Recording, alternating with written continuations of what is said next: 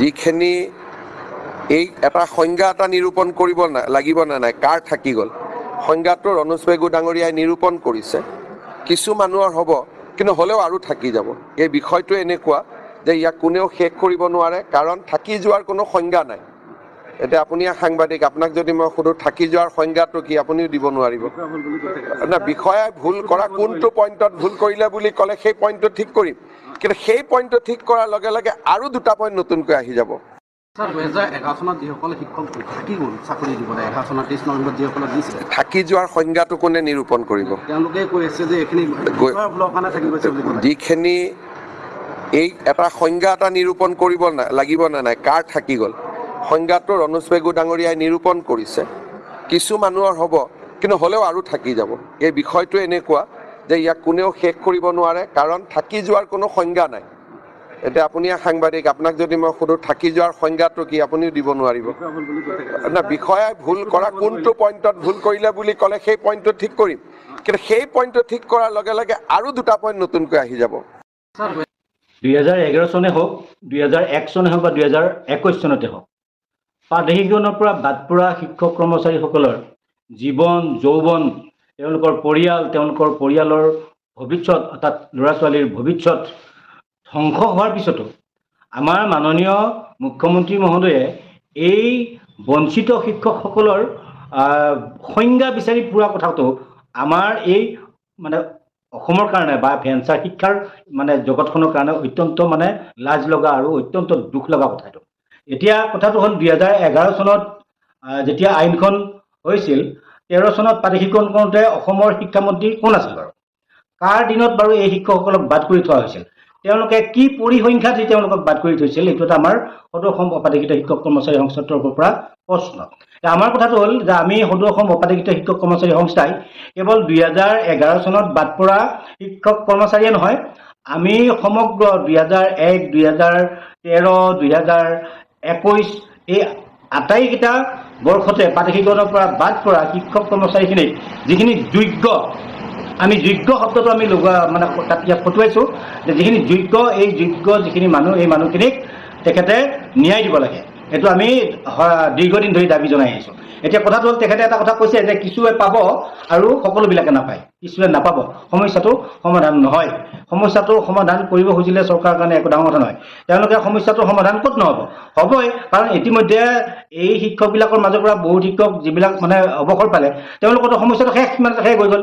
আৰু যিমানবিলাক স্কুল ইতিমধ্যে বন্ধ হ'ল মানে চৰকাৰী ষড়যন্ত্ৰত বন্ধ হ'ল, এইবিলাকৰ সমস্যা তেওঁলোকে তেনেধৰণে সমস্যাটো সমাধান কৰিছে। আচলতে এই চৰকাৰখনৰ আমি বুজি পাওঁ যে চৰকাৰখনৰ কথাটো হ'ল যে ভেঞ্চাৰ স্কুলখিনি বুলিয়ে নহয়, মানে সমগ্ৰ শিক্ষা ব্যৱস্থাটোক তেওঁলোকে মানে প্ৰাইভেটাইজেশ্যন কৰিব বিচাৰিছে, ব্যক্তিগতকৰণ কৰিব বিচাৰিছে। আৰু কেৱল মাত্ৰ ধূপদানিৰ নিচিনাকৈ বা ফুলদানিৰ নিচিনাকৈ কেইখনমান বিদ্যালয় বা মহাবিদ্যালয় তেওঁলোকে অসমত ৰাখি থ'ব, দেখুৱাবৰ কাৰণে বা কেন্দ্ৰীয় চৰকাৰৰ পৰা অলপমান পইচা পাতি আনিবৰ কাৰণে। বাকী গোটেই আমাৰ অসমীয়া ৰাইজে বুজি উঠা নাই এতিয়াও যে বাকী গোটেই শিক্ষা ব্যৱস্থাটো ব্যক্তিগতকৰণত লৈ আছে। আৰু আমি অসমীয়া মানুহে ইয়াত মানে চৰকাৰক আমি অৰিহণা যোগাই আহিছোঁ। এতিয়া কথাটো হ'ল আপোনালোকে গম পায় যে 6 চনৰ আগত প্ৰতিষ্ঠিত হোৱা শিক্ষানুষ্ঠানখিনি প্ৰাদেশিকৰণ কৰিম বুলি কৈ থৈ দিছে। এতিয়া আৰু 8 মাহ আছে নিৰ্বাচনলৈ। ইয়াৰ পিছত শেষৰখন বিধানসভা হ'ব। এই শেষৰখন বিধানসভাত বিধেয়কখন, যিখন সংশোধনী বিধেয়ক আনি উঠাৰ পিছত খুব সম্ভৱতঃ আৰু 2 মাহ বা 3 মাহ থাকিব। 2 মাহ 3 মাহৰ ভিতৰত মাননীয় মুখ্যমন্ত্ৰী মহোদয়ে কোৱাৰ নিচিনাকৈ 120 কিলোমিটাৰ দূৰত তেওঁ এই যিটো উন্নয়ন বা আমাৰ প্ৰাদেশিকৰণৰ বিষয়টো তেখেতে কিমান দ্ৰুতগতিত মানে লৈ যায়, আমাক সমস্যাটো সমাধান কৰি দিব, আমাৰ কিন্তু এটা প্ৰশ্নবোধক চিন ইয়াতে আছে। আৰু তেখেতৰ কথাতে আমি বুজি পাইছোঁ যে তেখেতে লখিমপুৰত যাই যিখিনি কথা ক'লে এতিয়া, যে সমস্যাটো সমাধান নহয়, সমস্যাটো থাকিবই, তাৰমানে সমস্যাটো তেওঁ জীয়াই ৰাখিবই। সমস্যা যিমান দিন থাকিব তেওঁলোকে সিমান দিন ৰাজপাত খাই থাকিব।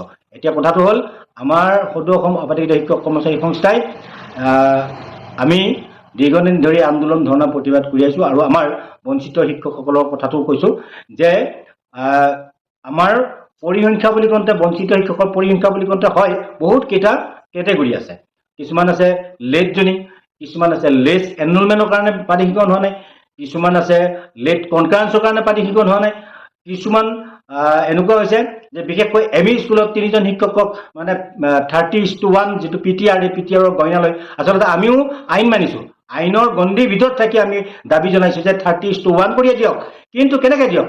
এতিয়া এম ই স্কুল এখন প্ৰাধিকৰণ কৰিছে, তাতে মাত্ৰ 3জন শিক্ষক, 3টা বিষয়ৰ 3জন শিক্ষকক প্ৰাধিকৰণ কৰিছে 30:1 হিচাপত, আৰু বাকী 2টা বিষয়ত শিক্ষকক প্ৰাধিকৰণ কৰা নাই। অৰ্থাৎ হিন্দী বা হয় কোনোবাখন স্কুলত ইংৰাজীৰ, কোনোবাখন স্কুলত হয়তো অসমীয়া, কোনোবাখন স্কুলত হয়তো সমাজ বিজ্ঞানৰ শিক্ষকজনক প্ৰাধিকৰণ কৰা নাই।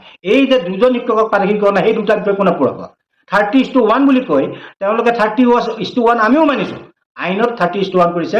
30জন ছাত্ৰ ছাত্ৰীৰ মাজত এজন শিক্ষক দিছে, বিজ্ঞানৰ এজন শিক্ষক দিছে, বা অসমীয়া শিক্ষক এজন দিছে, বা সমাজ বিজ্ঞানৰ শিক্ষকজন দিছে। এই হিন্দী আৰু বাকী থকা বিষয়টো কোনে পঢ়াব?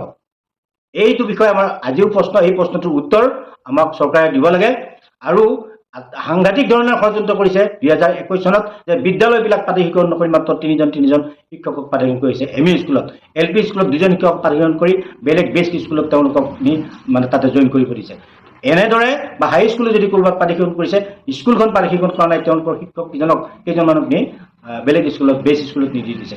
এইবিলাক বিসংগতি থাকিব, আৰু সেইকাৰণে আমি সদৌ অসম অপ্ৰাধিকৃত শিক্ষক কৰ্মচাৰী সংস্থাৰ এইবাৰ প্ৰাধিকৰণ যি প্ৰক্ৰিয়া, এই প্ৰক্ৰিয়াত আমাৰ বিশেষ ভূমিকা আছে। শ্ৰদ্ধাৰ শিক্ষকসকলক আমি আহ্বান জনাইছোঁ যে আপোনালোকে মানে মুখ্যমন্ত্ৰী মহোদয়ে কোৱা কথাটোতে প্ৰত্যঞ্জয়ী ঘৰত বহি নাথাকিব, আপোনালোক সদায় সচেতন হৈ থাকক। আৰু সদৌ অসম অপ্ৰাধিকৃত শিক্ষক কৰ্মচাৰী সংস্থা এনে এটা সংস্থা LP পৰা কলেজলৈকে সকলো পৰ্যায়ৰ শিক্ষক কৰ্মচাৰীয়ে সক্ৰিয় হৈ থাকক আৰু আমাৰ লগত সহযোগ কৰক। আমি অনাগত দিনত অবিৰতভাৱে আমি এই প্ৰক্ৰিয়াটো আমি মনিটৰিং কৰিম। আমি সদায় বিষয়াবৰ্গ বা মন্ত্ৰীৰ লগত যোগাযোগ কৰি আছোঁ।